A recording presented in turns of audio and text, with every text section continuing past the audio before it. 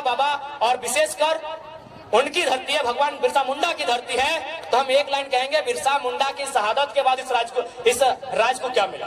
क्या माननीय मुख्यमंत्री उस कानून को मानते हैं? जी नहीं, धज्जियां उड़ाते हैं, उस कानून की धज्जियां उड़ाते हैं। उनका जमीन रांची में, उनका जमीन रामगढ़ में, उनका जमीन बोकारो में, उनका जमीन धनबाद में, उनका जमीन दुमका में, 5 जिला में हम जानते हैं, बाकी आप जानिए कि किसान का बेटा है। हमारा कौम भी जो कुर्मी का अर्थ आता है कोड़ना, कोड़ना यानी मिट्टी कोड़ना, तो हमको भी लगता है चाहे आदिवासी की समस्या है, चाहे गैर आदिवासी रहे, मूलवासी रहे या ओबीसी रहे, किसी की रहे, पहली समस्या जमीन की है। आज हमारी जमीनों को जबरन कब्जा किया जा रहा है, आज जबरन हमारी जमीनों पर फैक्ट्री लगाई जा रही है, आज जबरन हमारी जमीनों पर सड़क पार किया जा रहा है। इसलिए हम लोग सबसे पहले जमीन कानूनों को सुधार करेंगे। अगर जमीन रहेगा तभी हम जिंदा रहेंगे, नहीं तो किसी रेलवे प्लेटफॉर्म में वो कटोरी लेके क्या बोलते हैं, गुलगुलिया, हालांकि माफी चाहते हैं शब्द के लिए, लेकिन जो सच्चाई है कहते हैं वो गुलगुलिया कोई बंजारा बोलता है, वही हमारा और आपका जीवन होगा।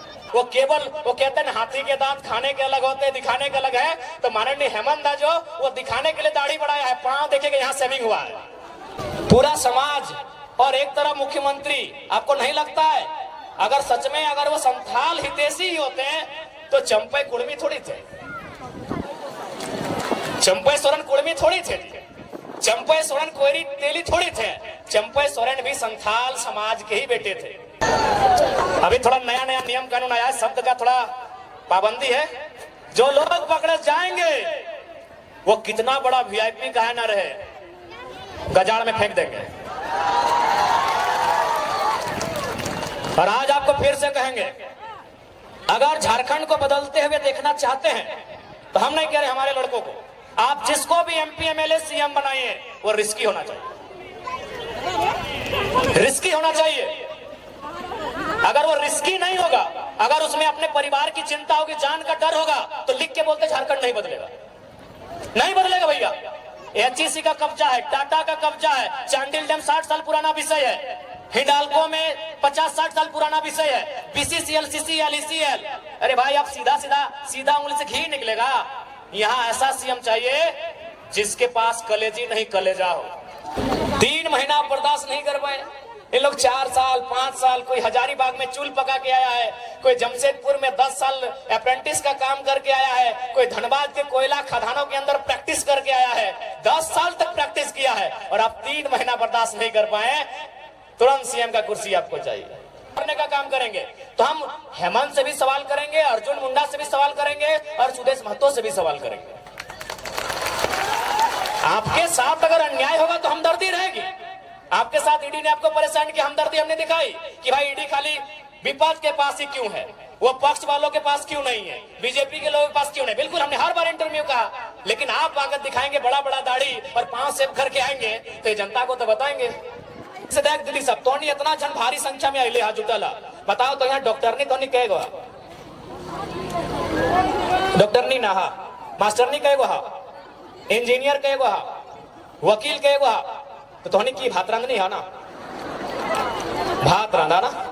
बताओ झारखंड के बहु बेटी जकर बाप दादा के गर्दन कट के अलग भय गए, जकर बाप दादा के पीट के चाम छाल के पीटा होती पुलिसियन में, ये सब झारखंडी पुलिस लगो। पहले जब हलतोन परदेसिया पुलिस तो हमने के पिटवाइन के चाम छाल डाले मारते मारते।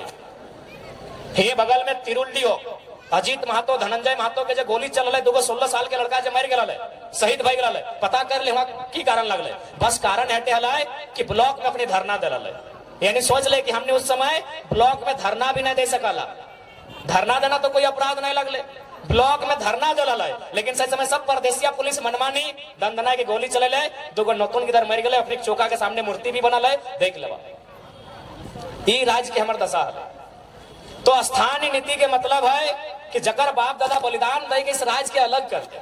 आज ओकर घर बहु बेटी बताओ, वो मास्टरनी बने के मौका नहीं मिलो, ओकरा वकील बने के मौका नहीं मिलो, और कितना महीना अगर कोनो काम भी तोहनी के मिलो तो की काम मिल तो मैं को देखी सादा लुगा अगर हरा पार देख लला, सफेद साड़ी और हरा रंग का पार, तो समझ लीजिए वो मलेरिया फलेरिया की टैबलेट बांटने वाली दीदी है। वो झारखंड की बेटी है, नो डाउट, एकदम 100 या 99% वो जो लेडीज जो है वो झारखंड की बहू या बेटी है। महीना कितना, 4000 5000। एक वो साड़ी का रंग गुलाबी है, अगर गुलाबी साड़ी देख लिए गांव घर में तो समझ लीजिए वो क्या काम कर रही है ना, वो जल सहिया है। यदि आप आसमानी साड़ी देख लिए हैं तो समझ लें कि आंगनबाड़ी की सेविका है।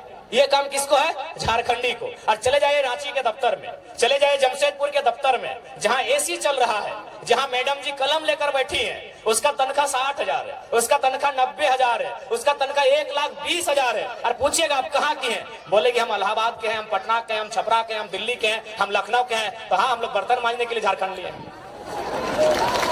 नहीं, हम लोग बर्तन मांजने के लिए झारखंड लिए हैं। हमारी बहू बेटी लोग बर्तन मांजेगी, नहीं हम लोग बर्तन मांजे, हमारी दीदी लोग बर्तन मांजेगी।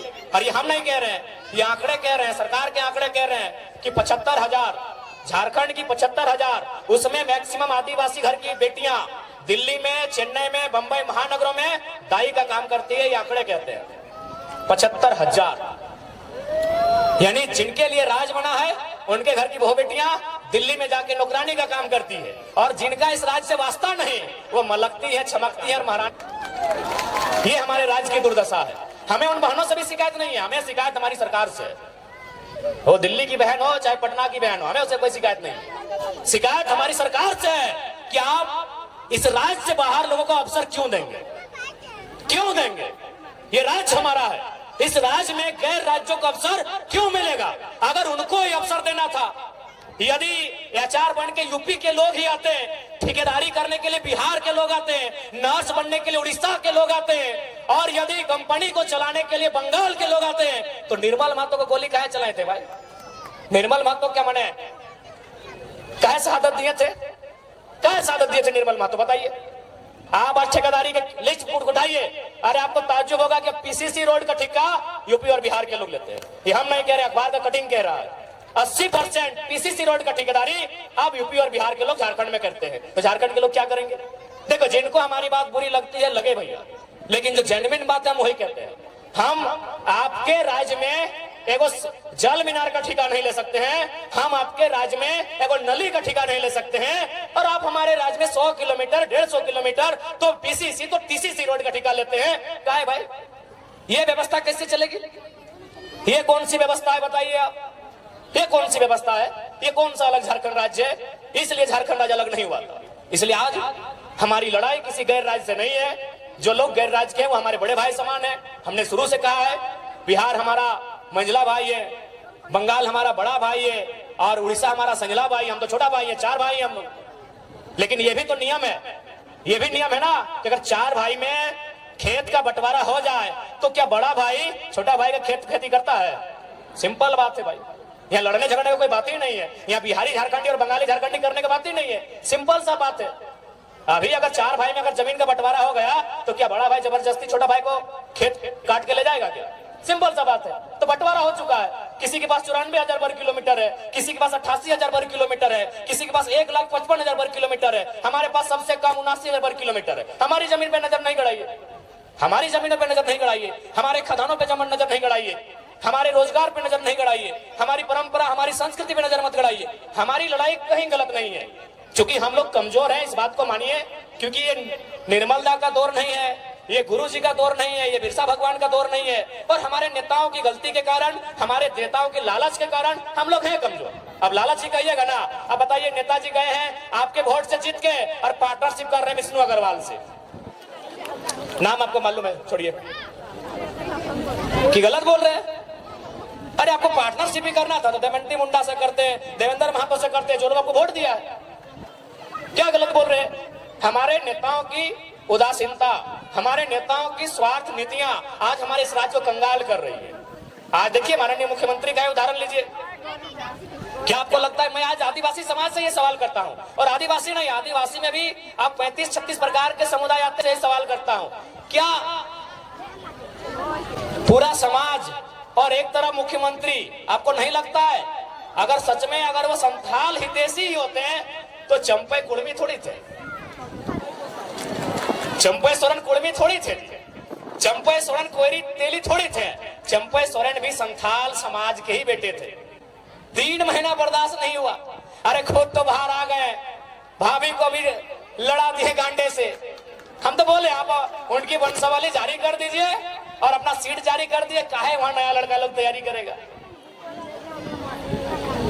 3 महीना बर्दाश्त नहीं कर पाए, ये लोग 4 साल 5 साल, कोई हजारीबाग में चूल पका के आया है, कोई जमशेदपुर में 10 साल अप्रेंटिस का काम करके आया है, कोई धनबाद के कोयला खदानों के अंदर प्रैक्टिस करके आया है, 10 साल तक प्रैक्टिस किया है, और आप 3 महीना बर्दाश्त नहीं कर पाए, तुरंत सीएम का कुर्सी आपको चाहिए। और आके चुकी है थोड़ा सा लोग आके बहुत अच्छा माननीय मुख्यमंत्री जी दिखाने भी लगे, बड़ा बड़ा दाढ़ी पका पका के, जैसे जेल में सुविधा नहीं था। मैं आपको कहूंगा ध्यान से देखिएगा, वो केवल वो कहते हैं हाथी के दांत खाने के अलग होते हैं, दिखाने के अलग है। तो माननीय हेमंत दा जो वो दिखाने के लिए दाढ़ी बढ़ाया है, पांव देखिएगा यहाँ सेविंग हुआ है, पांव देखिएगा। क्योंकि लोग आपको बताएंगे कि जेल में सुविधा नहीं थी, जेल में हमारे साथ वहां भी अत्याचार हो रहा था, गरीब आदिवासी है वहां भी अत्याचार हो रहा था। ध्यान से उनके पांव को देखिएगा, ईमानदारी से बोल रहे आप चेक कीजिएगा, पांव का सेविंग हुआ है। ये दिखाना होगा ना भैया, आप नोट नहीं किए, आप भावनाओं में बह गए कि चलिए बाहर आ गए हैं। ठीक है, उनके प्रति अगर जेल में थे हमारी भी हमदर्दी है, लेकिन अगर वो राज को छलने का काम करेंगे, केवल अपने परिवार का जेब भरने का काम करेंगे, तो हम हेमंत से भी सवाल करेंगे, अर्जुन मुंडा से भी सवाल करेंगे, और सुदेश महतो से भी सवाल करेंगे। आपके साथ अगर अन्याय होगा तो हमदर्दी रहेगी। आपके साथ ईडी ने आपको परेशान किया, हमदर्दी हमने दिखाई कि भाई ईडी खाली विपक्ष के पास ही क्यों है, वो पक्ष वालों के पास क्यों नहीं है, बीजेपी के लोगों के पास क्यों नहीं। बिल्कुल हमने हर बार इंटरव्यू कहा, लेकिन आप आकर दिखाएंगे बड़ा बड़ा दाढ़ी और 5 सेब करके आएंगे, तो जनता को तो बताएंगे। तो इसलिए देखिए, उसके बाद सबसे महत्वपूर्ण, आज अगर इस राज्य को बचाना है, एकदम स्पष्ट जान लीजिए, अगर झारखंड राज्य को संरक्षण देना है, यदि झारखंड राज्य को सुरक्षित करना है, तो आपको ज्यादा नहीं सोचना है, ज्यादा दिल्ली बंबई और यह पूरे राज्य को नहीं सोचना है। आप बस झारखंड नाम को पढ़िए, उस झारखंड नाम बनने की जो उसके पीछे जो तथ्य है उसको समझिए, उस झारखंड राज्य के साथ जो फीलिंग्स है उसको समझिए। झारखंड, आप ज्यादा दिमाग मत दौड़ाइए। झारखंड यानी झारखंड, झाड़ माने ये देखिए पहाड़, झाड़ यानी जंगल, झाड़ यानी जंगल, यानी सबसे पहले अगर झारखंड को बनाना है तो वन कानून में सुधार कीजिए और बिल्कुल वनों को बचाइए। और दूसरा, अगर झारखंड को बचाना है तो खंड यानी जमीन, जमीन यानी सीएनटी का कानून, जमीन यानी सीएनटी का कानून, जमीन को बचाइए। यदि झारखंड को बचाना है तो नौकरी तो बाद में होगा ही, नौकरी को हम सेकेंडरी मानते हैं, भले आप कैसा, आपका अपना ओपिनियन है, हम खेत को प्राइमरी मानते हैं। क्योंकि अगर हमारे पास अगर नौकरी नहीं रहेगी, जो कि संभव भी नहीं कि हर नौजवान के पास होगी, लेकिन हर नौजवान के पास उसके बाप के नाम से एक बपोती जमीन का टुकड़ा रहेगा। आज वर्तमान सरकार की क्या घोषणा पत्र में है कि जीएम लैंड क्या वो मालगुजारी रसीद कटाएंगे। जीएम लैंड शायद नौजवान नहीं समझते हैं, समझना चाहिए, क्योंकि नौजवान थोड़ा इंस्टाग्राम वाले हो गए, नौजवान थोड़ा फिल्टर वाले हो गए, नौजवान थोड़ा फेसबुक वाले हो गए, इसलिए पता नहीं जीएम लैंड समझते हैं कि नहीं। आ देखिए, चूल पका हुआ दादाजी लोग जीएम लैंड समझते हैं। जीएम लैंड यानी हमारे बपोती जमीन, जीएम लैंड। देखिए, यहीं से सवाल सुनिए, अभी तक रसीद नहीं कटा रहा है, सरकार का यह घोषणा था, उससे नुकसान क्या होगा सुनिए। पहला बात, जीएम लैंड किसी सरकार की नहीं है, हम तो स्पष्ट कहते हैं कि कोई भी जमीन किसी सरकार का नहीं है, कोई जमीन किसी सरकार का नहीं है। पता है क्यों? न सरकार बना है 15 अगस्त 1947 को। आएंगे आज देखिए, असूरी जनजाति, हमारे पास जो ट्राइब की लिस्ट है उसमें एक 8 लिस्ट है जिसमें प्रिमिटिव ट्राइब आते हैं, जिसमें असूरी जनजाति आती है। क्या आपको मालूम है असुर लोग अभी कहाँ है, कितनी संख्या में है, उनकी भाषा कहाँ है? नहीं, खत्म हो रहा है। क्योंकि देखिए, जैसे जैसे दूसरे राज्यों के लोग हमारे बीच आएंगे, नो डाउट मानसिक रूप से, हर स्तर से, बौद्धिक रूप से वो हमसे आधुनिकता के मामले में अच्छे हैं, हमसे अच्छा जीवन यापन करते हैं, तो उनके प्रेशर में, उनके दबाव में फाइनली दौर ऐसा आएगा कि हमारे लोग अपनी भाषा संस्कृति को खोते चले जाएंगे। हमारे लोग अपनी भाषा संस्कृति, अपनी परंपरा को, अपनी पहचान को खोते चले जाएंगे। इसीलिए यदि झारखंड को बचाना है तो सबसे पहले झारखंड यानी जंगल और दूसरा जमीन। झारखंड में वही लिखा है, झाड़ यानी जंगल और खंड यानी जमीन का टुकड़ा। अगर जमीन के टुकड़े को आप बचा लेते हैं तो झारखंड ऐसे बच जाएगा। काहे की झारखंड की मैक्सिमम जमीनें सीएनटी में आती है, झारखंड की मैक्सिमम जमीनें एसपीटी में आती है। अगर बाय द वे संविधान का दायरा में भी रह के अगर 10% लोग जेपीएससी में चले आते हैं, 10% लोग किसी बहाली में चले आते हैं, तो भैया उनको नौकरी तो भले झारखंड में करेंगे, लेकिन भाड़ेदार बनकर हमारे भाड़े के घर में रहना होगा। समझिए बात को। भले वो कोई सरकारी नौकरी करे, बीडीओ बन के आए, सीओ बन के आए, या डीओ बन के आए, या डीएसपी बन के, सीएनटी जमीन है, और सीएनटी जमीन यानी आदिवासी का जमीन गैर आदिवासी नहीं खरीदेगा, एससी का जमीन गैर एससी नहीं खरीदेगा, महतो का जमीन गैर महतो नहीं खरीदेगा, जो भी सीएनटी में आते हैं, मुंडा का जमीन गैर मुंडा नहीं खरीदेगा। तो सीएनटी का मतलब ही है कि आपकी जमीन को बचाना। और स्पष्ट कहेंगे, चूंकि ये बिरसा बाबा और विशेषकर उनकी धरती है, भगवान बिरसा मुंडा की धरती है, तो हम एक लाइन कहेंगे, बिरसा मुंडा की शहादत के बाद इस राज्य को क्या मिला? बिरसा मुंडा, भगवान बिरसा मुंडा की शहादत के बाद इस राज्य को क्या मिला? दमयंती दी आप ही बताइए, एक लाइन में बताइए कि भगवान बिरसा मुंडा जैसे उनकी शहादत 1900 में हुई, पूरी 1900 में ना, जैसे उनकी शहादत 1900 में हुई, इस राज्य को क्या मिला? इस राज्य को मिला सीएनटी कानून। भगवान बिरसा मुंडा के शहादत के कारण इस राज्य को सीएनटी कानून मिला, क्योंकि उन्होंने अध्ययन किया कि बिरसा मुंडा क्यों लड़े। न बिरसा मुंडा लड़े दीकू के खिलाफ, बिरसा मुंडा लड़े यहाँ के जो लोग हैं आदिवासी मूलवासी, उनकी जमीनों को बचाने के लिए, उन जमीनों पे लगान ना देने के लिए। वो जमीन अंग्रेजों को नहीं देंगे, उस पे लगान नहीं देंगे, वो जमीन उनकी है, इसीलिए कानून बना सीएनटी। अब एक बात तय है, यदि आप भगवान बिरसा मुंडा को मानते हैं तो हेमंत सोरेन को नहीं मानना होगा। नहीं, आप तय कर लीजिए। हम तर्क दे रहे हैं, हम तर्क दे रहे हैं भैया, हम ऐसे आप ताली मत पीटिए, हम तर्क दे रहे हैं। विशेषकर हम आदिवासी समाज से कहेंगे, यदि बिरसा मुंडा आपका आदर्श है तो हेमंत सोरेन आदर्श नहीं है। क्यों नहीं मालूम है? क्योंकि बिरसा मुंडा या सीएनटी कानून को समझिए, तो सीएनटी कानून में क्या कहता है कि आदिवासी, मैं आदिवासी पे ही बात करता हूँ, कि एक आदिवासी का जमीन एक आदिवासी खरीदेगा, एक आदिवासी का जमीन आदिवासी खरीदेगा, लेकिन उसे थाना में, चलिए उस समय थाना तब जिला बन गया है, या फिर हम प्रखंड मान लेते हैं, चलिए हम ऐसे कानून में क्या है नहीं मालूम है, हम सपोज दैट जिला ही मान लेते हैं कि एक आदिवासी का जमीन उसी जिला उसी प्रखंड के एक आदिवासी को खरीदना है। तो हेमंत सोरेन तो रामगढ़ जिला के थे, दुमका में काहे खरीदे? तर्क से बात कीजिए, ऐसे हवाई बात नहीं करेंगे। इसका मतलब वो बिरसा भगवान खुद नहीं मानते हैं। हेमंत सोरेन खुद देखिए, माला चढ़ाने से बिरसा भगवान के आप अनुयायी नहीं हो गए।